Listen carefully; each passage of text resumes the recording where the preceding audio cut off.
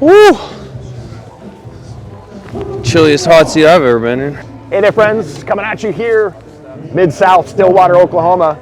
Pre-ride show presented by FSA. I'm sitting down with one of the young, badass upstarts in the sport, Brennan Wertz. Brennan, brother, thanks for joining us, man. How you feeling?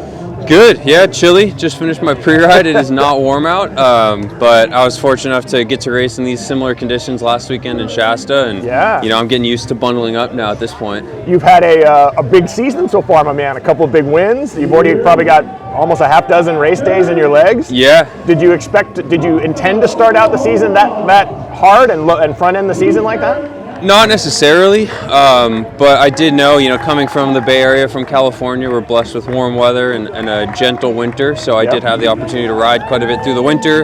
We have a lot of nice early season races that we can attend in a 2-3. People keep bringing us nice warm snacks. Very nice. Sure, set it down. We'll take it. Oh, that's for you. Go ahead. But cheers. My man Chris hooking us up. Yeah, we're doing what we can to stay warm here. But yeah, we've got some great local race series in California, so I had the privilege of getting to attend a bunch of races and hit the early season stuff hard. Got to do the coast ride with Ted and a bunch of others, and that little burst of fitness going into the season helped quite a bit. And now I'm trying to carry that into this is going to be the last race of my kind of preseason block, and then I'll take a few days off next week, chill, sort of reset, and then start focusing on the bigger races going into, you know, the BWR and Unbound. Yep.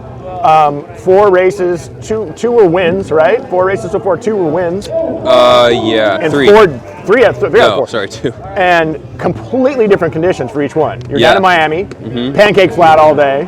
Yeah. Then you come out to Bakersfield and go up and down and riding around bulls and stuff like that. And then up in Oregon, like, is it hard to prep the body for those, or for those different type of terrain and the different type of races like that? It is, and I would say at this point in the season, I haven't really done any specific prep for any of those courses in particular. It just kind of, it's more of an opportunity to just test myself and my equipment on very different courses. My first race was the low gap hopper, and we started that one with a 20-minute full gas climb up a road right out of the gate. And it was a 2-hour and 15-minute race. Like, it was just full gas the whole time.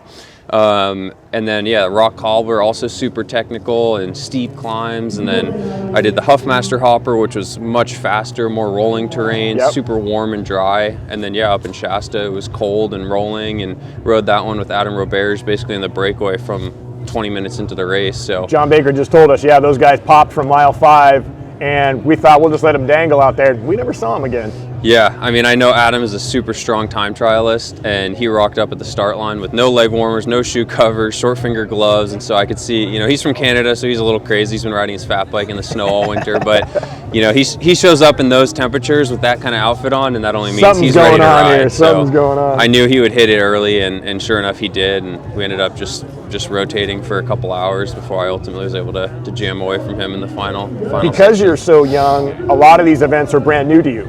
This one included, right? Mm-hmm. You've never been here, never raced here before. What have you learned? What have you picked up in terms of the event itself and the course, and kind of what are your expectations for what you're going to look forward to tomorrow?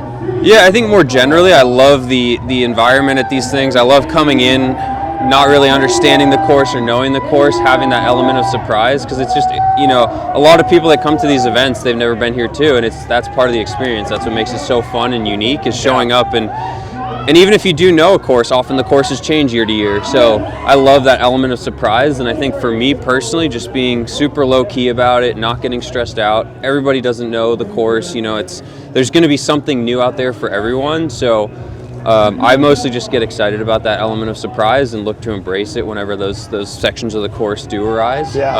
For tomorrow in particular, I mean, weather's a big factor, the mud is a big factor. I think just keeping a level head on our shoulders is what's going to be the biggest thing for all of us. I think just, you know, staying calm and collected. If there's a mechanical, if your bike packs up with mud, if you crash, if anything happens, just take a deep breath, reset, and then hit it again. You strike me as a pretty level-headed guy, so I don't think that'll be too tough for you. You've been getting a lot of great press lately, and there's even some of the other top riders, Payson and Ted among them, who have tabbed you as kind of one of the odds-on favorite. You comfortable with that? Does that feel okay?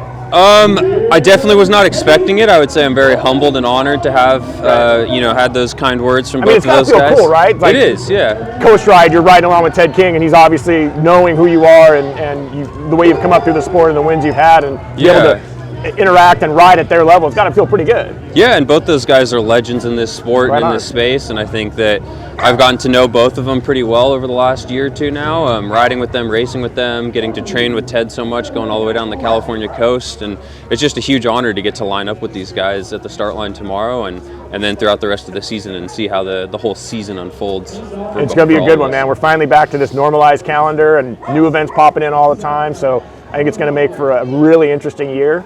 This is the first event of the Pure Gravel Power Rankings too, so the winner will automatically be on the top of the board for that.